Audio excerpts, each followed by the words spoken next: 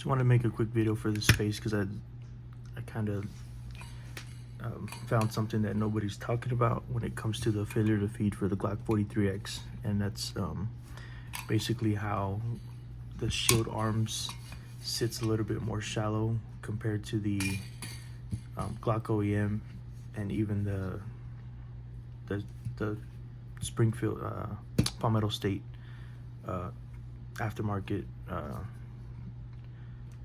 magazine for the Glock 43X. One thing is I was able to contribute to the failure to feed was any flat face ammo like that I have here was getting caught up in that feed ramp, and it's pretty noticeable how much lower the shield arms magazine sits compared to the Glock OEM. I'm not sure how much more you can notice it on the camera, but this one definitely sits a little bit higher to make it just a little bit more easy for it to chamber, feed and chamber. It's not getting caught up on that feed ramp. And I just got the Palmetto State one in the mail today, so I haven't even had an opportunity to shoot it. Regardless, I was going to make the video without this, but this one seems to be more promising.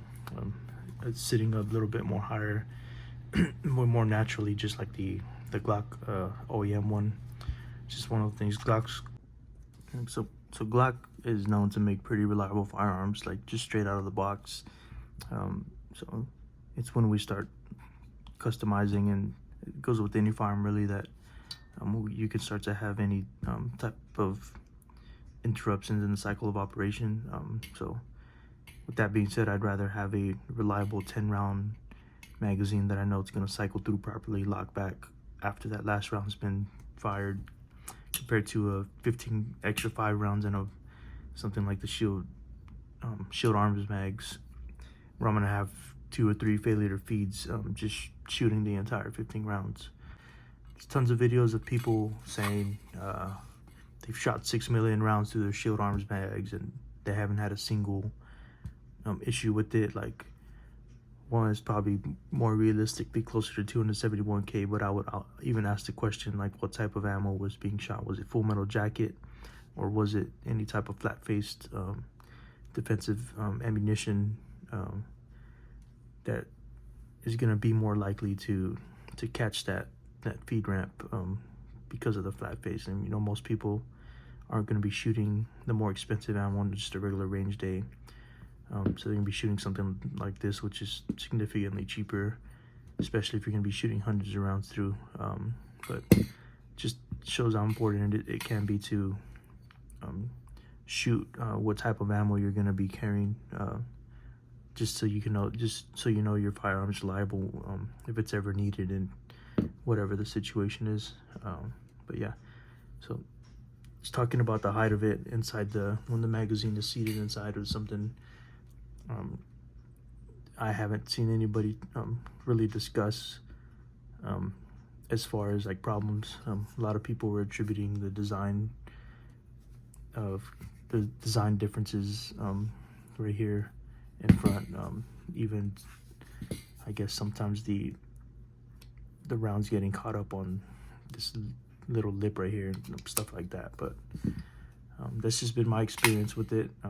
I was able to replicate multiple failure feeds with the full shield arms magazine with the defensive ammo, and there's nothing going on when I would put back the OEM. So now I have to stick back this thing to give the Palmetto State one a try. I don't even know what I'm gonna do with this. Like,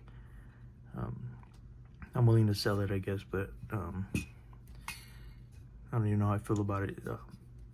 About selling it to someone if I know they're gonna fail to feed with defensive rounds. But I guess it'd be something I'd talk to with whoever I'm selling it to. So I guess one thing I gotta talk about is this has been my experience with this is the Gen 3 of the shield arms magazine. It's got these little dimples back here. One thing I did see someone talk about was without these little marks that the slide wasn't catching the round. It was basically I guess in the Gen 1 or I don't know about the Gen 2, but at least the Gen 1 that the slide was pushing against the magazine and not pushing the round forward up here. So that was an issue with the earlier gen magazines, I guess.